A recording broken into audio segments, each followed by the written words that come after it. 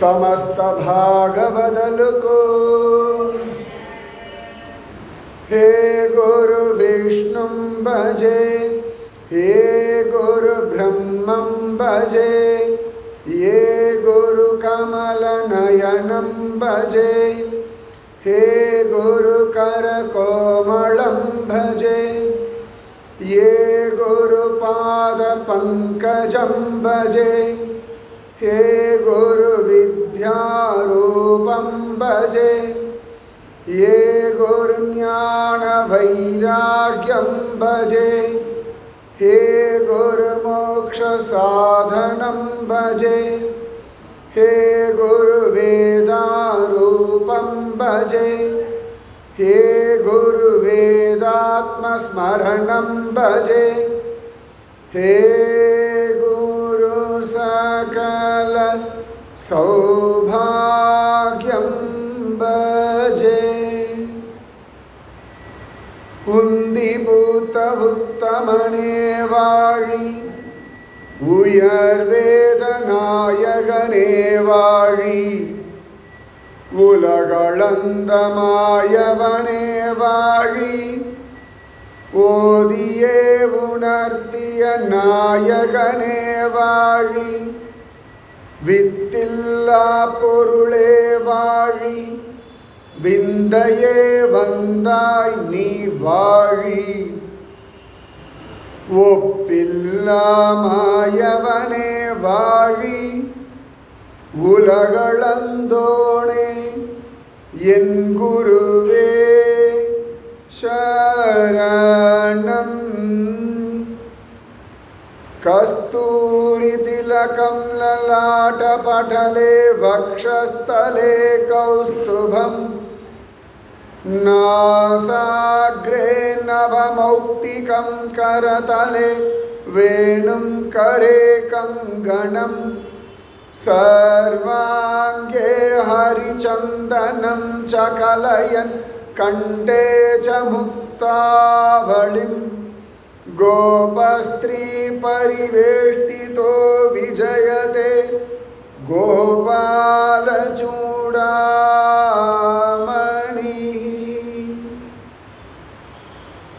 राधे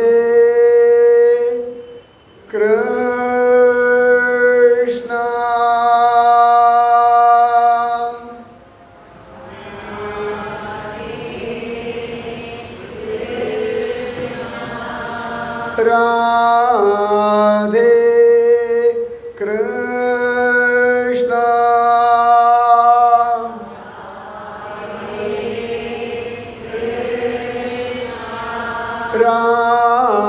राधे कृष्णा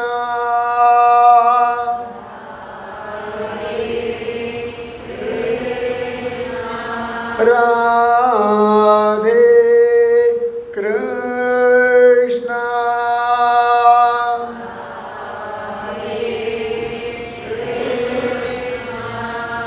राधे कृष्णा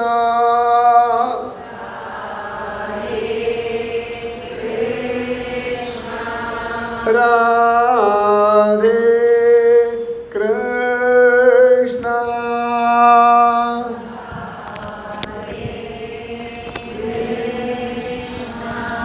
राधे कृष्णा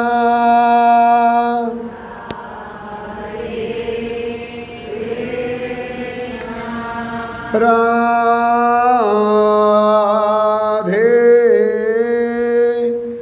कृष्णा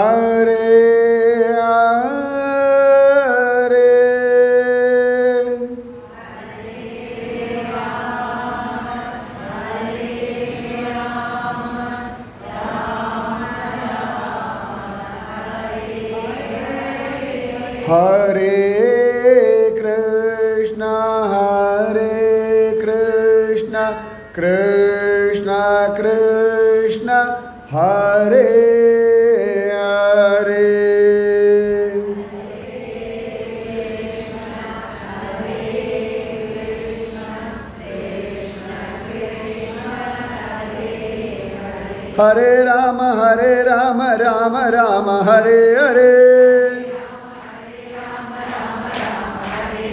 हरे कृष्णा कृष्ण कृष्ण हरे हरे हरे राम राम राम हरे हरे हरे कृष्ण कृष्ण कृष्ण हरे हरे हरे राम राम हरे हरे हरे कृष्ण कृष्ण कृष्ण हरे हरे हरे राम राम हरे हरे हरे कृष्ण कृष्ण कृष्ण हरे हरे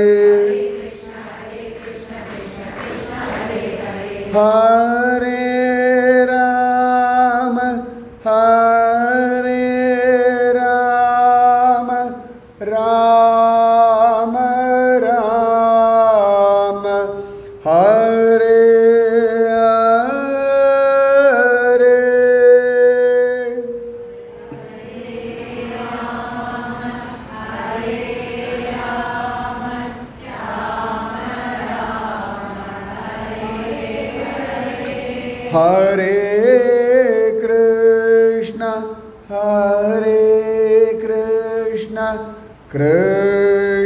कृष्ण कृष्ण हरे हरे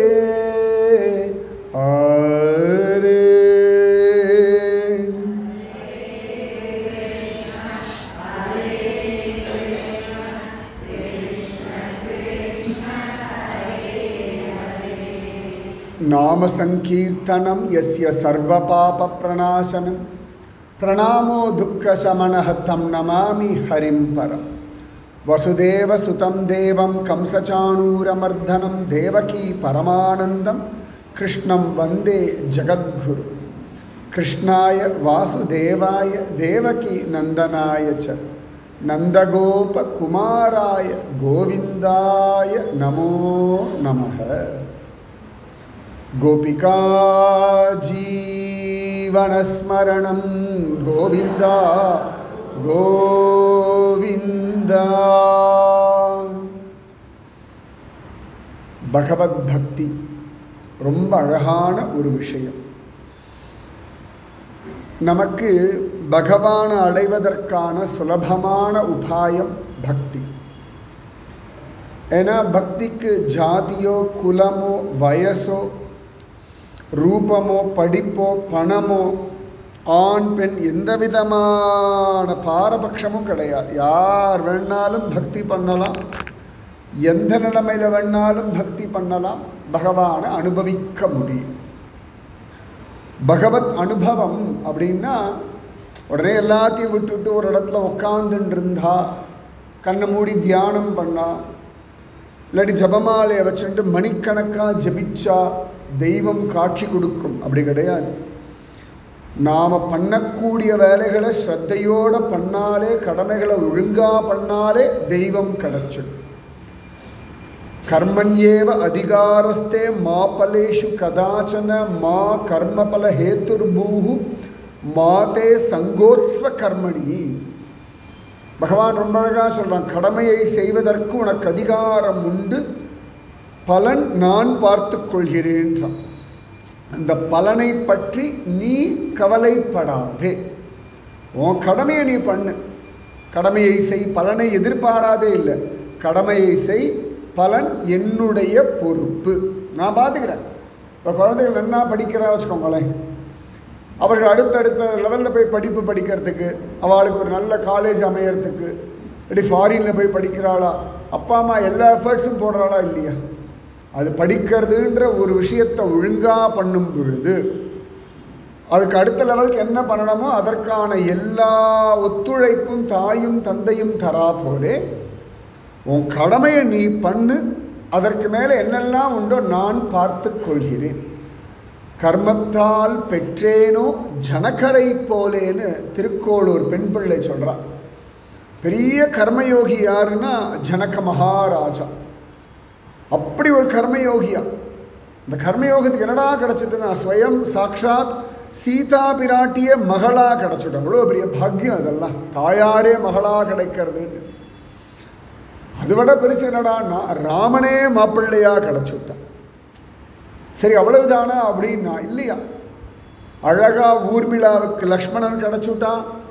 அவருடைய தம்பி பசங்கள் மாண்டவி சுதகீர்த்திக்கு பரதன் சத்ருகன் கிடச்சுட்டா. ராம லக்ஷ்மண பரத சத்ருகுண 4 பேருமே பகவத் ஸ்வரூபம்.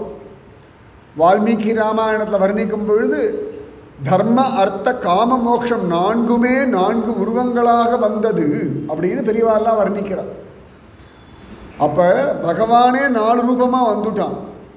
இந்த 4 ரூபமும் ஒரே வீட்டில் மாப்பிள்ளையாக போயிடுது. ஒரே வீட்டில் மாப்பிள்ளை, இவ்வளோ பெரிய பாக்கியம். ஜனக்கரை கொண்டு அவருடைய கர்மாவுக்கு பகவான் அவ்வளவு மரியாதை கொடுத்துட்டானா, ஜோர அந்த வீட்டில் 4 மாப்பிள்ளைகளாக தெய்வமே நுழைஞ்சு கொடுத்தான். எப்படி இருக்கும், வார்த்தைகளால் வர்ணிக்க முடியுமா? அப்போ அந்த கர்மாவுக்குன்னு ஒரு பலன் இருக்குது. அதனால தான் கர்மத்தால் பெற்றேனோ ஜனகரை போலே அப்படின்னு திருக்கோளூர் பெண் பிள்ளை சொல்கிறா. ராமானுஜரிடத்தில் சொல்கிறா. இந்த ராமானுஜர் தான் லக்ஷ்மணன், இந்த ராமானுஜர் தான் பலராமன், அந்த ராமானுஜர் தான் ஆதிசேஷன். அந்த ராமானுஜருக்கு தெரியாத ராமாயணமே கிடையாது, அந்த ராமானுஜருக்கு தெரியாத கிருஷ்ணலீலா கிடையாது. அந்த ராமானுஜரிடத்துல ராமனை பற்றியும் கண்ணனை பற்றியும் தைரியமாக ஊரை விட்டு கிளம்புற சமயத்தில் ஒரு பெண் பிள்ளை பேசுகிறான்னா எவ்வளவு ஆச்சரியமான பக்தி அவளுக்கு இருந்திருக்கும். அதனால் இந்த சனாதன தர்மத்தில் நீ வாயை மூடு, உனக்கு ஒன்றும் பேசுறதுக்கு அதிகாரம் கிடையாதுன்னு யாரும் சொல்ல முடியாது. எல்லாம் தெரிஞ்ச ராமானுஜர் கூட ஒன்றும் தெரியாதபடி புதுசாக கேட்குற மாதிரி கேட்குறாராம். இந்த பெண் பிள்ளை வாக்கியம் அவ்வளோ புதுசாக இருக்கான் ராமானுஜருக்கு. இப்படி கூட யோசிக்கலாமோ அப்படின்னு இருக்கான். எல்லாருக்கும் தெரியும் திரௌபதி கத்தினா பகவான் வந்தான். ஆனால் யாருமே சொல்லாத ஒரு விஷயத்த பெண் பிள்ளை சொல்கிறா. இருகையும் விட்டேனோ, எல்லாரும் கோவிந்தா கத்தினா கண்ணன் வந்தா. பெண் பிள்ளை சொல்கிறா கோவிந்தா கத்தினதெல்லாம் முக்கியம் இல்லை, அந்த கோவிந்தா கத்தும்பொழுது 2 கையை விட்டா இல்லையா, மாறாப்ப பிடிச்சிக்கிறத விட்டா இல்லையா, அந்த அன்கண்டிஷனல் ஃபெய்த்துக்கு கண்ணன் வந்துவிட்டான். அந்த அன்கண்டிஷனல் ஃபெய்த் ஒரு விதத்தில் பார்த்தா கண்ணன் இடத்துல பேசின கோபி மாதிரி ராமானுஜர் இடத்துல பேசின ஒரு கோபி இந்த திருக்கோளூர் பெண் பிள்ளை. எல்லாம் கோபிகைகள் தான். இந்த பாரத தேசம் போல பல விஷயங்களை இத்தனை ஜோராக அனுபவிக்கிறதுக்கு வேறு எந்த தேசம் உண்டு சொல்லுங்க பார்க்கலாம். இந்த சனாதன தர்மம் போல தெய்வத்தை இவ்வளவு சுலபமாக நம்ம கூட வாழக்கூடிய ஒருத்தராக அனுபவிக்கிறதுக்கு யார் சொல்லி தர முடியும் சொல்லுங்க பார்க்கலாம். பொழுது விடியறதுலேருந்து தூங்குற வரைக்கும் நமக்கு பகவானை தவிர வேறு எதுவுமே தெரியாது. இப்படியே நம்ம வாழ்க்கையை பெரியவர்கள் செட் பண்ணி கொடுத்துட்டு போயிட்டான், ஜோராக செட் பண்ணி கொடுத்துட்டு போயிருக்கான். நம்ம ஜஸ்ட் அனுபவிச்சா போதும். நம்ம புதுசாக ரிசர்ச்லாம் பண்ண வேண்டாம், பிஹெச்டிலாம் பண்ண வேண்டாம். பெரியவர்கள் சொன்ன முறையை அப்படி ஃபாலோ பண்ணிட்டு போனாலே சந்தோஷமாக இருந்துகிட்டே இருக்கலாம். அதுவும் கோபிகைகளும் அப்படி ஒரு கிருஷ்ணானுபவம். ஆண்டாள் சொல்கிறா இல்லையா, அறிவொன்றுமில்லாதாய் குலத்து உந்தன்னை பிறவி பெருந்தனை புண்ணியம் யாமுடையோம் குறை ஒன்றுமில்லாத கோவிந்தா. எங்களுக்கு அறிவு கிடையாது, உனக்கு குறை கிடையாது. இது எப்படி பயங்கரமான காம்பினேஷன். எங்களுக்கு அறிவே கிடையாது, உனக்கு குறையே கிடையாது. நீ எப்படி எங்களை தேடிட்டு வந்தா? இதுதானே பகவானுடைய கிருப்பை. அப்போ ஒன்று தெரியறது, கண்ணன் அடையிறதுக்கு அறிவு கூடாது. அறிவில்லையா கண்ணன் கிடைப்பான், அறிவில்லைன்னா குறை ஒன்றும் இல்லாத கோவிந்தன் கிடைப்பான். ஏன்னா இந்த அறிவு என்ன பண்ணுறதுன்னா, நம்முடைய முயற்சியோ நம்முடைய புத்திசாலித்தனம் இப்படியெல்லாம் ஒரு அகம்பாவத்தை ஏற்றி விட்டுடுறது. இப்போ நிறைய நம்ம ஸ்லோகங்கள் வாசித்தோம் வச்சுக்கோங்களேன், அப்படியே அதில் கொஞ்சம் கொஞ்சமாக அப்படியே ஏறிண்டே போயிட்டு இருப்போம். அது நம்ம ஒன்றுமே தெரியல வச்சுக்கோங்க, எனக்கு ஒன்றும் தெரியாதுரா அப்படின்னா பகவானுடைய அனுகிரகம் சுலபமாக வாங்கிடலாம் அப்படின்னு பெரியவர்கள்லாம் சொல்கிறோம். அதனால் கற்றுக்கிறது தப்பா, அப்படி அர்த்தம் இல்லை. எவ்வளவுதான் கற்றுண்டாலும் அவனுடைய அருள் இல்லாமல் அது புரியவோ அனுபவிக்கவோ இயலாது. சுவாமி ராமானுஜர் அவ்வளோ பெரியவர். அவர் நவதிருப்பதி சேவிக்கிறார். திருப்புளியங்குடி சேவிச்சுட்டு அப்படி வெளியில் வராராம். பூமி பாலரை சேவிச்சுட்டு அப்படி வெளில வரார். வெளில வரும் பொழுது அந்த ஊர் அக்ரஹாரத்தில் ஒரு பிராமண பொண்ணு, பட்டரோட பொண்ணு, அழகாக அங்கே நெல்லெல்லாம் அப்படி காய வச்சுட்டுருக்கான். இந்த மகாத்மாக்களுக்கெல்லாம் அந்த குழந்தைகளை வம்படிக்கிறதுன்ற ஒரு விளையாட்டு சாதாரணமாக உண்டு. அது ராமானுஜரோ சங்கரரோ மத்வரோ சைத்தன்ய மகாபிரபுவோ நாமதேவரோ துக்காராம் மகாராஜோ, அந்த குழந்தைகளுடைய வார்த்தையை கேட்குறது ஒரு குஷி உண்டு. அப்போ ராமானுஜர் கேட்டாராம், அடி பொண்ணு ஆழ்வார் நகரி எத்தனை தூரம்னுட்டாராம். உடனே அந்த பொண்ணு இப்படி அப்படி இலக்காரமாக பார்த்து தான், ஜீயரே திருவாய்மொழி அறியீரோ, கூவுதல் வருதல் செய்திடாயின்னு ஆழ்வார் வாக்கு அறியீரோ அப்படின்னு எடுத்தான். அது வரைக்கும் ராமானுஜருக்கு திருவாய்மொழி தலைகீழ் மனப்பாடம், அத்தனை வியாக்கியானம் சொல்லுவார். உட்காந்து சொல்ல ஆரம்பிச்சார்னா சொல்லிகிட்டே இருப்பார், ஆயுசு முழுக்க சொல்லுவார். ஆனால் அந்த பொண்ணு சொல்லணும், ஓ கூவுதல் வருதல்னா கூப்பிடுற தூரம், இங்கேருந்து கூப்பிட்டு ஆழ்வார் திருநதை கேட்டு ஆழ்வார் தோவரே அப்படின்னு சொல்லிடுவார். இல்லாட்டி அங்கேருந்து ஆழ்வார் திருநலே நம்மாழ்வார் பூமி பாலா அப்படின்னா தோ வந்துட்டேன் அப்படின்னு பெருமாள் இங்கேருந்து குரல் கொடுப்பார். அதுக்கு பேர் தான் கூவுதல் வருதல் செய்திடாய். கூப்பிடுற தூரத்தில் இருக்கியேப்பா அப்படின்னு அனுபவிக்கிறார்கள் அப்படின்றார். உடனே சுவாமி ராமானுஜர் அந்த பெண் பிள்ளைய ஸ்வயம் நம்மாழ்வார் பராங்குச நாயகியா வந்து விஷயத்தை சொல்கிறாருன்னு சேவிச்சுட்டார். சேவிச்சாச்சு. இவ்வளோ பெரியவர். பட்டர் பயந்து அடிச்சுட்டு, சுவாமி மன்னிச்சிருங்க, குழந்தை கொஞ்சம் துடுக்கா பேசுவான். இப்போ சுவாமி ராமானுஜர் சொன்னான், துடுக்கா பேசலை, திருவாய்மொழிக்கு இப்படி ஒரு அர்த்தம் இருக்குன்னு எனக்கு சொல்லி கொடுத்தாள்னுட்டார். அவ்வளோ பெரியவர். அவருக்கு தெரியாத பிரபந்தமானா, ஆனாலும் இப்படி ஒரு அர்த்தம் கூட உண்டோ, ஆஹா இது நன்னா இருக்கே அப்படின்னு அனுபவிச்சு விட்டாராம். அப்போ பக்திக்கு வயசோ இல்லாட்டி வேறு எதுவும் பிராதானியம் இல்லை. மனசு முழுக்க அவனுடைய சிந்தனை இருந்தால் போதும். பக்தி அனுபவிக்கிறதுக்கு முதல்ல வினயம்தான் வேணும், வேறு ஒன்றுமே வேண்டாம். ஒரே குவாலிஃபிகேஷன், எனக்கு ஒன்றும் தெரியாது அப்படின்னு சொன்னால் அப்போ தான் கற்றுக்க முடியும். வேதவியாசர் வேதத்தை நாளாக பிரித்தார், வேதசாரமாக மகாபாரதம் எழுதினார். அப்படியே மனசில் அதிருப்தியாம், என்னமோ அதிருப்தி இருக்கு, அப்போ நான் என்னமோ ஒன்று சரியாக பண்ணலை அப்படின்னு மனசுக்குள்ளே எண்ணமா. பத்ரிநாதன் கோவில் கூப்பிடுற தூரத்தில் தான் அவருக்கு. பத்ரிநாதன் அங்கே தான் தபஸ் பண்ணிகிட்டு இருக்கான். பத்ரிநாதனை போய் கேட்கலையாம். பத்ரினா இளந்தம்பழம், எத்தனை பேர் தெரியும்னு எனக்கு தெரியல. நான் டெய்லி வர வழியெல்லாம் மலை மாதிரி குமிச்சு வித்துட்டுருக்கேன். ஐயோ பத்ரி விற்கிறான் பத்ரி விற்கிறான் நான் சொல்லிகிட்டே வரேன். பத்ரினா இளந்தம்பழம்னு அர்த்தம், பத்ரிகாசிரம்னா இளந்த மரம்னு அர்த்தம். பத்ரின்றது இளந்த மரம். தாயார் இளந்த மரமாக இருக்கா, சுவாமி அதன் கீழே உட்காந்துட்டு தபஸ் பண்ணுறார். அதனால் பத்ரிகாசிரமம்னு பேர். இப்போ ஸ்ரீரங்கநாதன் சமேத ஸ்ரீரங்கநாயகி அப்படிலாம் கிடையாது. பத்ரியில் பெருமாள் ஆசிரமத்தில் உட்காந்துட்டு இருக்காரா, உபதேசம் பண்ணுறாரா, ஓம் நமோ நாராயணாயன்ற அஷ்டாட்சர மந்திரத்தை உபதேசம் பண்ணுறாரா. அதனால் தாயார் பார்த்தாளா, இல்லைம்மா இந்த அவதாரத்தில் நீ ஜோடியெல்லாம் கிடையாதுன்னொன்னு, சரி பெருமாள் வெயில்லையும் மழையிலையும் பனியிலையும் காயறாரேன்னு சொல்லி அவர் உட்காந்து தபஸ் பண்ணுற இடத்த அவள் மரமாக இருந்தாலும், அதனால் பத்ரிகாசிரமம்னு பேர். அதனால் இழந்த பழம் நல்லா வாங்கி சாப்பிட்டு பத்ரி போகணுன்னு பிரார்த்தனை பண்ணிக்கோங்க. இழந்த பழம் சாப்பிட்டா கூட பத்ரிநாதன் கிடைப்பான். நம்ம சனாதன தர்மம் ரொம்ப சிம்பிள், ரொம்ப கஷ்டப்பட்டுலாம் ஒன்றும் பண்ண வேண்டாம். அத்தனை சிரேஷ்டம் அந்த பத்ரிநாதன்.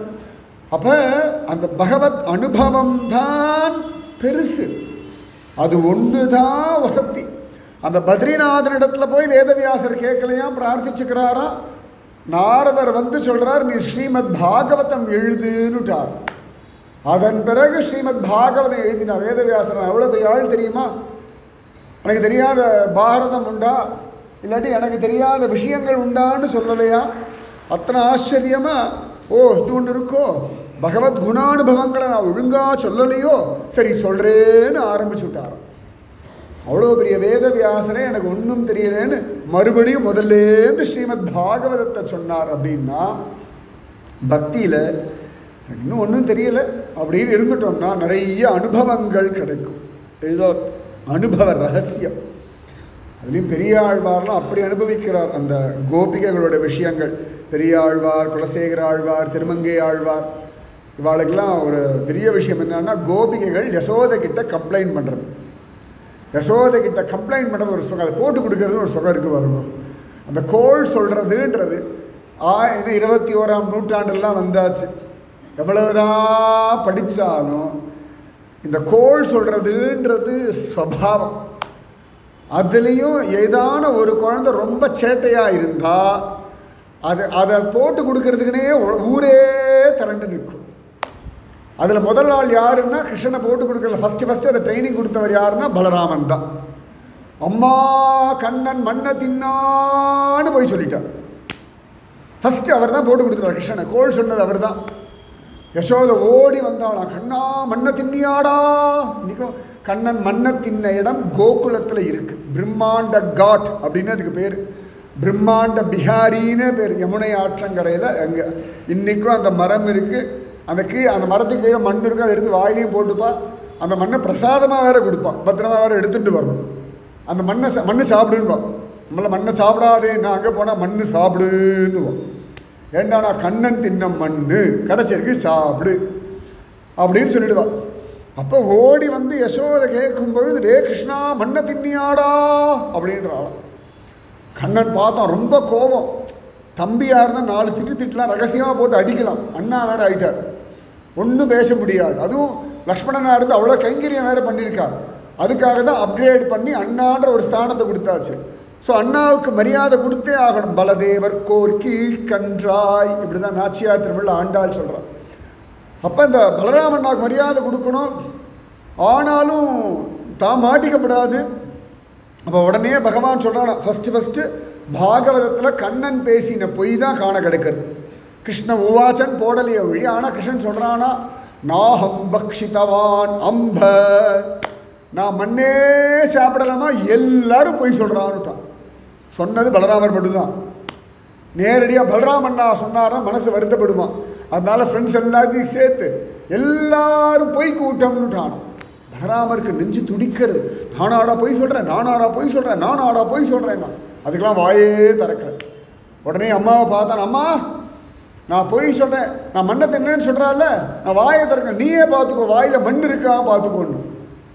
உடனே பலராமர், அம்மா அம்மா அம்மா வாயை திறந்து பாரு பாரு பாரு பாரு பாருன்ட்டான். உடனே அழகாக வாயை திறந்தா மண்ணை மட்டும் காட்டினா தானே பிரச்சனை, சமஸ்த லோகத்தையும் காட்டிட்டான், சமஸ்த பிரம்மாண்டங்களையும் காட்டிட்டான். அதனால் அந்த படித்துறைக்கு பேர் பிரம்மாண்ட காட்டுன்னு பேர். அங்கே இருக்க கிருஷ்ணன் பேர் பிரம்மாண்ட பிஹாரி லால்னு பேர். அவனுக்கு பிரம்மாண்ட பிஹாரின்னு பேர். யசோதை எல்லாத்தையும் பார்த்துட்டாளாம். கண்ணன் கேட்டா, நான் மண்ணு பார்த்தியா, நீ மண்ணு பார்த்தியான்னா, எல்லாம் பார்த்தேனேடா, எதை பார்க்கலடா. அன்னியிலேருந்து எல்லாரும் கண்ணனை கோல் மூட்டுறதுனே ஒரு வேலையாக வச்சுட்டு இருக்காளாம். அதில் சில பேர்லாம் அப்படி ஒரு கோல் மூட்டுறாளாம். அதாவது அந்த ஊரில் எங்கே பானை உடைஞ்சாலும், அது எலி வந்து உடைச்சாலும், பூனை தள்ளி உடைச்சாலும் ஒரே பழி கண்ணன் மேலே. யாரோ ஒருத்தி புதுசாக கல்யாணமாகி கோகுலத்துக்கு வந்திருக்கா. கை மாதா கீழே பானை வந்து விழுந்து உடஞ்சுடுத்து. பார்த்தாளாம், ஓ மாட்டினோம்னா மாமியார் என்னெல்லாமோ சொல்லுவாளே. பார்த்தா, கண்ணன் வந்தானே, பானையை உடச்சிட்டானேன்னு கத்திட்டா. கண்ணனே வரல, கத்திட்டாலாம். உடனே, ஆமாண்டி, அடி குழந்தை ஜாக்கிரதையாக இருக்கப்படாதா, நான் அவங்ககிட்ட சொல்ல மறந்துட்டேன், அந்த பையன் அப்படி தான் பண்ணுவான். அவள் பார்த்தா, நல்ல வேலைடா கிருஷ்ணா, காப்பாற்றிட்டாய், தைரியமா உன் பேரை சொல்லிட்டே தப்பாக எடுத்துக்காது. நம்ம ஊர் நாஸ்திகவாதிகள்லாம் இந்த திமிரில் தானே பொய்யை சொல்லிட்டு அலைஞ்சுட்டு இருக்காங்க. வேற ஒன்றும் அவளுக்கு தைரியம்லாம் கிடையாது, அறிவே கிடையாது. அப்புறம் தானே பகுத்தறிவு. அறிவை பற்றி பேசணும், பகுத்தறிவை பற்றி பேசணும்னா ஹிந்துக்கள் நாமம் மட்டும்தான் ரைட் ராயலாக பேச முடியும். ஏன்னா இன்னி வரைக்கும் அது அஸ்ட்ராலஜியாக இருக்கட்டும், அஸ்ட்ரானமியாக இருக்கட்டும், மேக்ஸாக இருக்கட்டும், ஃபிசிக்ஸாக இருக்கட்டும், எல்லாத்தையும் அந்த எல்லையில் போய் பேசின ஒரு கூட்டம் சனாதன தர்மம் தான். அவ்வளோ தூரம் நாகரீக வளர்ச்சி அடைஞ்ச ஒரு கூட்டம் நம்ம. அன்றைக்கே எப்போ ராமனுடைய காலத்துக்கு முன்னாடியே நாகரீக வளர்ச்சி அடைஞ்சாச்சு. அதனால தான் இங்கிலீஷ்காரன் பார்த்தா, ஐயோ நாமெல்லாம் வாழ்க்கைன்னு என்னென்னு ரிசர்ச் பண்ணுற சமயத்தில் இவாளெல்லாம் லட்சக்கணக்கான வருஷத்துக்கு முன்னாடியே ஃபஸ்ட் கிளாஸாக செட்டில் ஆகிட்டாலே நம்ம பேர் கெட்டு போயிடுமேன்னு சொல்லி இதெல்லாம் மித்துன்னு சொல்லிட்டு போயிட்டான். அவனுக்கு புரியலை, பயந்து போய் மித்துன்னு சொல்லிட்டு போயிட்டான். ஆனால் அந்த கண்ணன் சத்தியம், ராமன் சத்தியம். அப்போ இந்த கோபிகைகள் எல்லாருக்கும் ஒரே வழி, காப்பாற்றுறதுக்கு என்னடா வழி அப்படின்னா கண்ணன் தான்னு சொல்லிடுவாளா. அது இவனும் விடமாட்டான் வச்சுக்கோங்க. ஆனால் கண்ணன் மொத்தமே இந்த கோகுலம் பிருந்தாவனம் இந்த இடத்துல இருந்தது 12.5 வருஷம்தான். அதுக்கப்புறம் கிளம்பி போயிடுறான். திரும்பி 100 வருஷங்கள் கழித்து குருக்ஷேத்திர பூமியில் சூரிய கிரகணத்தின் பொழுது தான் கோபர்கள் கோபிகைகள் எல்லாம் கண்ணனை சந்தித்தார்கள்னு பாகவதம் சொல்கிறது. கர்க சம்ஹிதையில் அவன் அப்பப்போ பிருந்தாவனம் வந்தான்னு காண கிடைக்கிறது. பாகவதப்படி பார்த்தோம்னா கண்ணன் போனவன் 100 வருஷம் கழித்து தான் அவர்கள் எல்லாரும் மீட் பண்ணுறார்கள்னு இருக்கு. அதனால் பகவான் என்ன பண்ணுறான்னா தன்னை பற்றியே இவர்கள் நினைக்கணுமா. அதுக்கு என்னடா சுலபமான வழின்னா, நம்மக்கிட்ட இருக்கிற ஒன்றத்தை யாராவது அபகரிச்சு விட்டா வச்சுக்கோங்களேன், அவளை மறக்கவே மாட்டோம். நமக்கு நல்லது பண்ணவாளை கூட சமயத்தில் மறந்து போயிடுவோம். நம்மளை ஏமாத்தினவர்கள், நம்பிக்கை துரோகம் பண்ணவர்கள் தனியாக ஒரு இடம் கொடுத்து மனசில் அப்பப்போ அந்த கதவை திறந்து பார்த்து இருந்தாலும் அப்படின்னு நினச்சிட்டே இருப்போம். எனக்கு அவள் முகத்திலேயே முழிக்க வேண்டாம்னு சொல்லுவோம், ஆனால் அவள் முகத்தை பத்திரமா மனசுக்குள்ளே வச்சுட்டு இருப்போம். இன்னி வரைக்கும் மறந்ததே கிடையாது. நாஸ்திகன்லாம் ஏன்டா பகவத் தியானம் இருக்குன்னா அவன் மறக்கிறதே கிடையாது. நம்ம கதை கேட்கும்போது ஞாபகம் இறங்கினோன்னு மறந்து போயிடும். நாஸ்திகனுக்கு எங்கேயாவது கோவிலை பார்த்தா இந்த கூட்டத்துக்கு வேறு வேலை கிடையாது.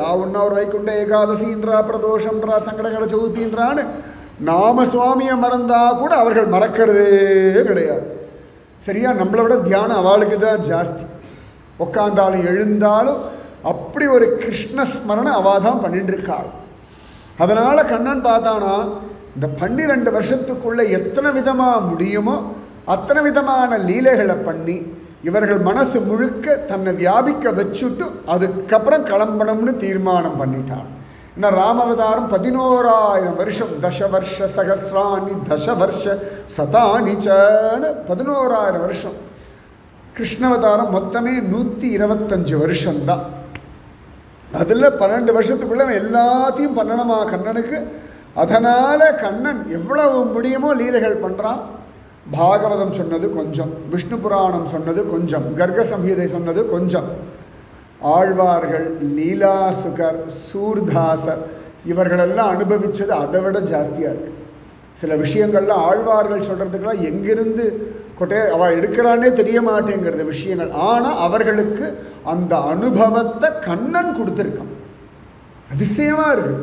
அதில் பெரியாழ்வார் ஒரு பாசனம் சொல்கிறார், சென்னல் அரிசி சிறு பருப்பு செய்த அக்காரம் நறுனை பாலால் 12 திருவோணமட்டேன் பண்டும் இப்பிள்ளை பரிசறிவன் இன்னம் முகப்பன் நான் என்று சொல்லி எல்லாம் விழுங்கிட்டு போந்து நின்றான் உன்மகன் தன்னை யசோதை நங்காய் கூவிக்கொள்ளாய் இவையும் சிலவே. அந்த கோகுலத்தில் ஒருத்தி விரதம் இருந்தாலும் திருவோணத்தன்னைக்கு மட்டும் விரதம் இருப்பாளாம். ஒன்றும் சாப்பிட மாட்டாளாம். நன்னா ஒரு படி அக்காரத்தில் மட்டும் நன்னா பண்ணி தனியாக சாப்பிடுவாள். யாருக்கும் கொடுக்க மாட்டாள். சென்னல் அரிசி, ஆழ்வார் சொல்கிற மெனுவை பார்த்தாலே நமக்கு பசிக்கும். சென்னல் அரிசி சிறு பருப்பு செய்த அக்காரம் நறு நெய் பாலால். அதனால தான் பொண்ணு அப்படி சொல்கிறா, பால் சோறு மூட நெய் பெய்து முழங்கை வழிவார. குரு மாதிரி தானே சிஷ்யா இருப்பா, அப்பா மாதிரி தானே பொண்ணு இருக்கும். அம்மா மாதிரி பொண்ணு இருக்காது, அம்மா மாதிரி புள்ள இருக்கும், அப்பா மாதிரி பொண்ணு இருக்கும். இது உலக நியதி. அதுவும் பெரியாழ்வார் என்னெல்லாம் சொன்னார் அப்படியே தான் இந்த ஆண்டாள். அதனால் பெரியாழ்வார் பெற்றெடுத்த பெண் பிள்ளை வாழியே, பெரும்புதூர் மாமுனிக்கு பின்னானாள் வாழியே. அப்படி ஒரு அனுபவம் ஆண்டாளுக்கு. நன்னா சென்னல் அரிசி சிறுபருப்பு அக்காரம் எல்லாம் போட்டு ஜம்முன்னு திருவோணத்தன்னைக்கு ஃபஸ்ட் கிளாஸாக வீடெல்லாம் மூடிட்டு தனியாக உக்காந்துண்டு இந்த பானையை வச்சுட்டு பகவானே ஏற்றுக்கொள் அப்படின்னு பிரார்த்திச்சுட்டாளாம். இது அங்கேருந்து ஓடி வந்தது. நன்னா வழித்து உக்காந்து சாப்பிடும். இப்போ கண்ணை மூடி எல்லாம் பிரார்த்தனை பண்ணி முடிக்கும்போது அப்படி கையை நன்னா நக்கிட்டு, இருந்தாலும் குறைவாத்தான் பண்ணியிருக்க, இன்னும் கொடுத்தா கூட சாப்பிடுவேன், இன்னும் உகப்பன் நான் என்று. ஏண்டி இவ்வளோ கஞ்சத்தனமாக இருக்க, நிறைய பண்ண வேண்டியதுதானே அப்படின்றான். எப்படி இருக்கும் யசோதை எனக்கு? காத்தாலேருந்து பச்சை தண்ணி பல்லில் படாமல் பார்த்து பார்த்து பார்த்து பார்த்து ஒரு அக்காரிடல் பண்ணி நிவேதனம் பண்ணிட்டு உக்காந்தா இவன் வந்து நிற்கிறாண்டி. கஷ்டப்பட்டு பண்ணேன், அட்லீஸ்ட் நான் கொஞ்சம் எடுத்துக்கலாமான்னு கேட்கப்படாதா? இந்த மரியாதை கூட இல்லை. சரி கேட்க தான் வேண்டாம், ஒரு பாதிக்கு பாதியாக கொடுக்கப்படாதா? சரி பாதிக்கு பாதி தான் வேண்டாம், டேஸ்ட்டு கூட பண்ணாமல் பண்ணியிருக்கேன், ஒரு கையை எடுத்து இந்தாடா இந்தாடி சாப்பிட்றி அப்படின்னு சொல்லப்படாதா? ஒன்றுமே இல்லடி, பானையை வழித்து சாப்பிட்டுட்டு இன்னும் உகப்பன் நான் என்று. எவ்வளோ அழுக வரும். வேறு ஒன்றும் சாப்பிட மாட்டா, வேறு அன்றைக்கி அக்காடுசல் மட்டும்தான் சாப்பிடுவான். இந்த கோவிலெல்லாம் மார்கழி மாதத்துக்கு பொங்கல் கொடுத்தாலும் முதல்ல போய் வாங்கிடணும். அது யார் விநியோகம் பண்ணுறான்றதை பொறுத்து போய் வாங்கிக்கணும். சில பேருக்கு ஆரம்பத்தில் அள்ளி அள்ளி அள்ளி ஒரு கடைசியில் கிள்ளி கிள்ளி கிள்ளி கிள்ளி வரும். இந்த விநியோகம் பண்ணுறவா தான் முக்கியம். அங்கே பொங்கல் நல்லா இருக்கு இல்லைன்றதை விட விநியோகம் பண்ணுறவா கரெக்டாக அப்படி கூட்டத்தை அப்படி பார்க்கணும், கணக்கு பண்ணணும், அதுக்கு ஏற்ற மாதிரி கையளவு மாறணும். சில பேர் அள்ளி கொடுத்துருவா, சில பேர் இன்னொன்று நிறைய பேர் இருக்கா 10 10 ஆரம்பத்தில் கிள்ளி கிள்ளி கொடுத்துருவா, கடைசியில் வரவாளுக்கெல்லாம் பிளேட் நிறைய கொடுப்பா. வேண்டாம் வேண்டாம் வேண்டாம், இல்லை பரவாயில்ல எடுக்கணும், நிறைய இருக்குது எடுத்துணும். இந்த 2 பேர் இருக்கப்படாதான், கரெக்டாக இருக்கணுமா. இவன் அந்த விநியோகமே பண்ண மாட்டேங்கிறான், எல்லாம் அவனே சாப்பிட்டாண்டி. 12 திருவோணம் அட்டேன். ஏதோ ஒரு நாள் 2 நாள்னா பரவாயில்லடி, 12 திருவோணண்டி. ஒரு வருஷம் முழுக்க திருவோணத்தன்னைக்கு என் விரதத்தை எல்லாம் கெடுத்திருக்கான். 12 அட்டம் திருவோணம் அட்டேன் பண்டும் இப்பிள்ளை பரிசறிவான் இன்னம் உகப்பன் நான் என்று. இப்படி கோபிகைகளை படுத்தக்கூடிய கண்ணனா. அவளுக்கு திருவோணம் வந்தாலே திருவோணத்தான் உலகாளும் என்பார்களேன்னு தானாக வந்துடுமா. திருவோணம் வந்தாச்சுன்னா ஐயோ இன்னைக்கு கண்ணன் வந்துடுவானே, வராமல் இருக்கணுமே, வரவானோ வரமாட்டானோ, இந்த ஸ்மரணையை அவனே மறந்து போயிருப்பான். அவன் பாட்டி காத்தால் எழுந்துப்பான், மாடு மேய்க்க போவான், அப்படி அலைவான், ஜாலியாக வருவான். என்ன இவன் காலங்காத்தால் நம்மளை நினைக்கிறாளே, தூங்கிட்டு இருக்கோம் எழுந்துருவான், நினைக்கிறாளே ஒருவேளை திருவோணமோ, அவ்வளோதான். அந்த நினப்பு இருக்கு பாருங்க, அந்த நினைவு தான் தியானம். கிருஷ்ண ஸ்மரணம், ஸ்மரணைவ சுகம். இந்த மனசுக்கு அப்படி ஒரு பலம் இருக்குது. இது எல்லாம் வாங்கி வச்சுக்கும். பெரிய மெமரி கெப்பாசிட்டி, எவ்வளோ ஜிபின்னே தெரிய மாட்டேங்குது. எத்தனை விஷயங்களை போட்டாலும் இன்னும் அப்படியே இருக்குது. மொபைலில் கூட ஃபுல்லாகிடுறது, அப்பப்போ டெலீட் பண்ண வேண்டியிருக்கு. மனசுக்குள்ளே 50 வருஷ கதையெல்லாம் பத்திரமா உட்காந்துட்டுருக்கு. உங்கள் வயசு எவ்வளவோ உங்களுக்கு நினைவு தெரிஞ்ச நாள்லேருந்து இன்னி வரைக்கும் போட்டு டம்ப் பண்ணி வச்சுருக்கோம். அதில் தேவையில்லாததுக்கும் தனியாக ஒரு மெமரி இருக்குது, சண்டைக்குன்னு ஒரு மெமரி இருக்குது, அவமான மெமரின்னு ஒன்று இருக்குது, எதிர்பார்ப்பு மெமரின்னு ஒன்று இருக்குது, ஏமாற்ற மெமரின்னு ஒன்று இருக்குது, நம்பிக்கை துரோக மெமரின்னு ஒன்று இருக்குது, ஆனந்த மெமரின்னு ஒன்று இருக்குது, பிரச்சனை மெமரின்னு ஒன்று இருக்குது. கரெக்டாக ஒவ்வொன்றா திறந்து திறந்து திறந்து திறந்து பார்த்து வாழ்க்கை ஓடிட்டு இவ்வளோ அழகாக செட் பண்ணி வச்சுருக்கோம். கிருஷ்ண மெமரி தான் கொஞ்சம் கம்மியாக இருக்குது. மற்ற எல்லா மெமரி ஃபுல்லாக அவ்வளோ விஷயங்கள். அதுவும் வீட்டில் சண்டை வந்தாச்சுன்னா ஸ்திரீகள் எடுப்பா பாருங்க விஷயம். அப்படிலாம் நடந்ததோ, அப்படிலாம் பேசினோமோ. எனக்கும் கல்யாணம் ஆகிடுது இல்லையா, எங்கேருந்து தான் நமக்கு மறந்து வேணும். அப்படிலாமா பேசணும், எப்படிலாமா சொன்னோம், எப்படிலாம் நடந்ததா, கரெக்டாக லிஸ்ட் எடுப்பா. நமக்கு ஞாபகமே இருக்காது, அதனாலே அமைதியாகிடும். அது ஒரு அட்வான்டேஜ் ஆகிடும். பார்த்தா நீங்கள் தப்பு பண்ண எடுப்பா. நமக்கு நினைவெல்லாம் பேங்க் பேலன்ஸ் எவ்வளோ இருக்குது, ஏடிஎம் கார்டு எவ்வளோ இருக்குது, ஜிபேயில் எவ்வளோ போட்டோம், இந்த மாதம் என்ன டேக்ஸ் உண்டா, இப்படி தான் நம்ம கணக்கு இப்படி போயிட்டு இருக்கும்.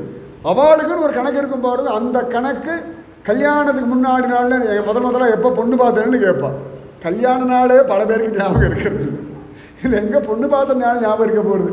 இதில் வேறு நிச்சயதார்த்தம் வாங்கி கொடுத்த புடவை நமக்கு ஞாபகம் இருக்காது. நிச்சயதார்த்தத்தை என்ன புடவை கட்டியிருந்தேன்னு சொல்லுங்கடா, வாய்ப்பே கிடையாது. தேடி கண்டுபிடிச்ச அந்த மெமரி மட்டும் லாஸ் ஆகிறதே கிடையாது. இவ்வளோ மெமரி இருக்கும். குழம்புல உப்பு போட்டோமா இல்லையான்னு மட்டும் மெமரி அப்பப்போ லாஸ் ஆகிடும். Short term memory loss. அப்போ மட்டும் போட்டேனே அப்படின்பா. இல்லையே, இல்லைம்மா போட்டிருக்கேன், உங்களுக்கு ஒன்றும் தெரியாது, சும்மா இருக்கும். நாக்கில் விட்டு பார்த்துப்பா, உப்பு இல்லைன்னு தெரியும், கொஞ்சம் பத்தலைன்னு, கொஞ்சம் கூட போடலைன்னு அர்த்தம். அதுக்கு கொஞ்சம் கூட போடலை, ஆனால் பத்தலை. உங்களுக்கு வர நாக்கு ஜாஸ்தியாகிடுது. நமக்கு அதே நாக்கு தான் பல கோடி வருஷமாக. அது எங்கள் நாங்கள்லாம் நாக்கால் தானே வாழ்ந்துட்டுருக்கோம். பல கோடி வருஷமாக நாக்கு தான். ஆனாலும் ஒத்துக்கொள்ள மாட்டார்கள் அந்த ஞாபகம் சக்தி. இவர் சொல்ற 12 திருவோணம் விட்டுட்டேன், எல்லாம் போயாச்சுன்னு புலம்புறாள். அப்படி அனுபவிக்கிறாளா கிருஷ்ணானுபவத்தை. அந்த கிருஷ்ணனை நினைக்கிறா இல்லையா, அந்த நினைவே கண்ணனை எழுப்பி விட்டுறதா திருவோணம்னு அவள் வீட்டில் வந்து நின்று அழகாக எல்லாத்தையும் சாப்பிட்றான். அப்படி இந்த கோபிகைகள் கண்ணனை தங்களுடைய ஹிருதயத்தினாலே வசப்படுத்துகிறான். மனசு தான் வேணும் கிருஷ்ண அனுபவத்துக்கு, வேறு ஒன்றும் வேண்டாம். இருக்கிற இடத்துல உட்காந்துண்டு கிருஷ்ணானுபவம் பண்ண முடியும், கிருஷ்ண கிருபையை உணர முடியும். கிருஷ்ணா அப்படின்னு கூப்பிட்டாச்சுன்னா தோ வரேன்னு வருவான், எங்கிருந்தோ வந்தான்னு வருவான்.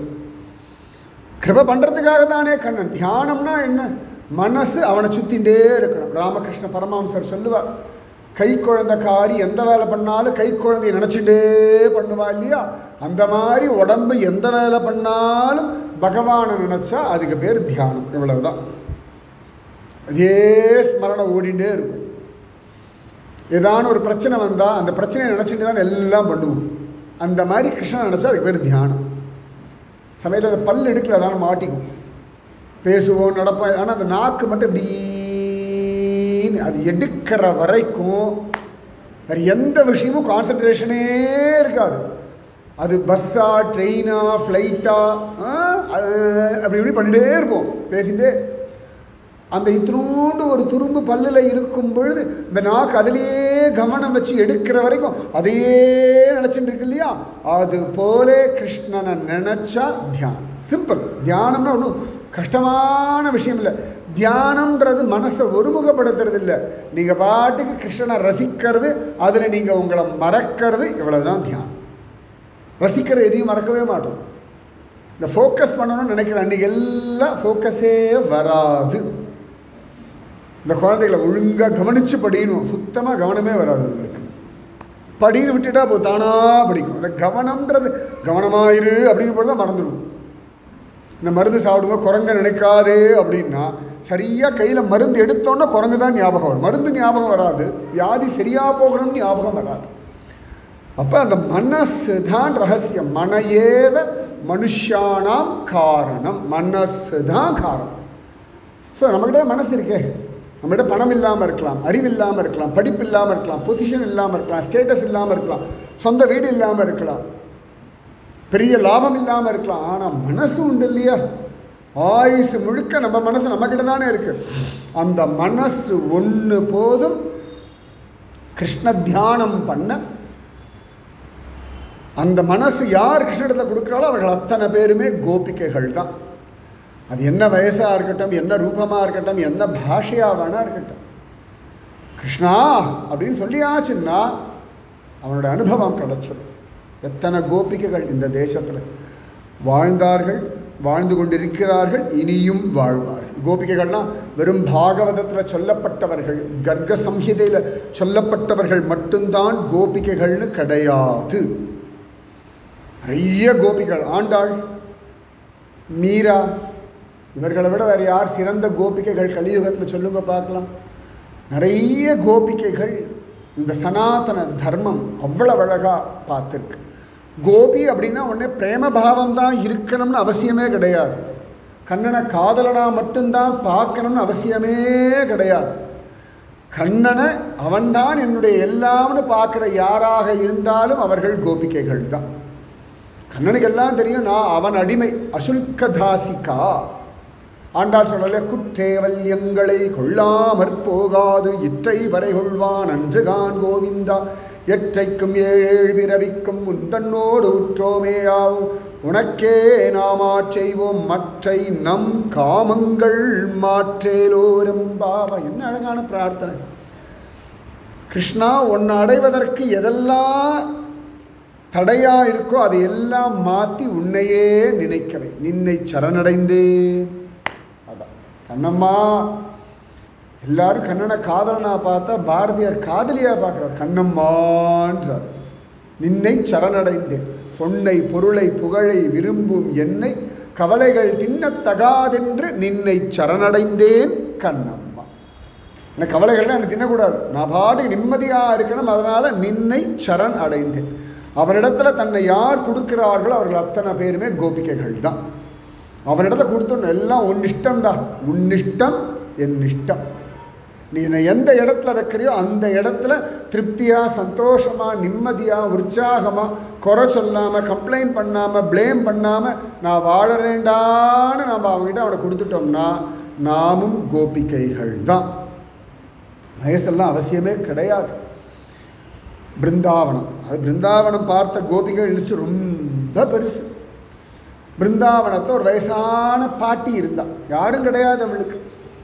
உலகத்தை பொறுத்த வரைக்கும் யாரும் கிடையாது. ஆனால் எல்லாருக்கும் கண்ணன் உண்டு. அதனால தானே அநாதநாதா தீன பந்தோ ராதே கோவிந்தா. அநாத நாதா தீன பந்தோ ராதே கோவிந்தா.